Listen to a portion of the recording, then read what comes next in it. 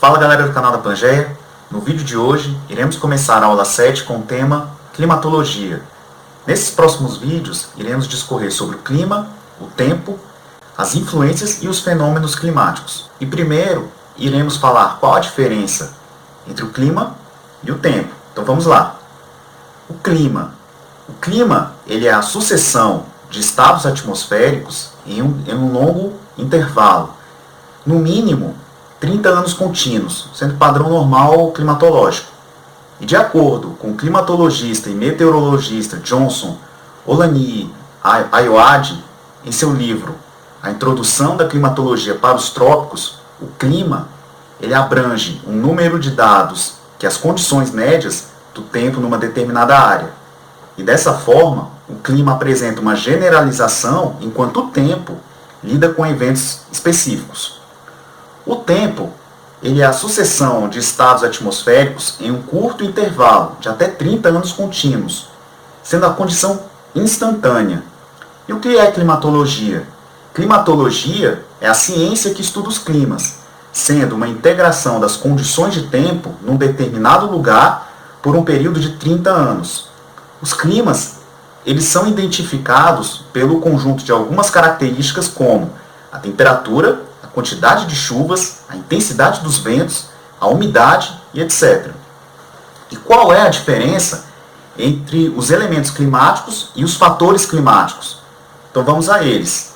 Os elementos climáticos eles são as subunidades formadoras do clima. Exemplo, temperatura, pressão atmosférica, o vento, a pluviosidade e a umidade. E os fatores climáticos o que são? São as condições que alteram determinados resultados dos elementos climáticos. Um exemplo, a altitude, a vegetação, as correntes marinhas, a maritimidade e as massas de ar. E agora que vimos a diferença entre os elementos e os fatores climáticos, vamos especificá-los. A temperatura é o grau de agitação das partículas de um corpo ou de um meio. E é a quantidade de calor em uma determinada área, ou seja, o estado térmico da atmosfera que vai definir a sensação de calor ou frio. E promove o aumento da umidade que acarreta a intensificação do efeito estufa, uma vez que a água liberada pela evapotranspiração retém maior volume de calor e menor amplitude térmica. A umidade é o vapor da água presente no ar, pois pode se manifestar como precipitação, neve, vapor, geada e os nevoeiros. A latitude ela influencia o clima devido ao eixo de inclinação da Terra, que conforme o seu movimento de rotação e de translação, ele oferece uma incidência de raios solares diferentes, e levando ao aumento ou diminuição da temperatura nas mais diversas áreas do globo, que quanto mais próximo à linha do Equador, maior a incidência, e quanto mais distante da linha do Equador, menor, tendo em vista que os raios solares eles incidem de forma perpendicular sobre a linha do Equador. A altitude é que quanto maior a altitude, menor a temperatura devido a uma menor pressão, uma vez em que o ar rarefeito ele retém menos as ondas curtas. Um exemplo, a cada 100 metros de altitude, em uma mesma latitude, a temperatura ela cai 0,6 graus Celsius. E quanto mais alta uma área for, ou seja, quanto mais elevada ela estiver ao nível do mar, menor será a irradiação de calor da superfície para a atmosfera. E também é mais rarefeito o ar, o que leva a uma dissipação mais rápida do calor. E a cada 200 metros, em média, há uma diminuição de 1 grau Celsius na temperatura. Ou seja, quanto mais alto, menor a temperatura será. O relevo, ele é o quê? Ele é a formação do solo com suas mais diversas ações intempéricas.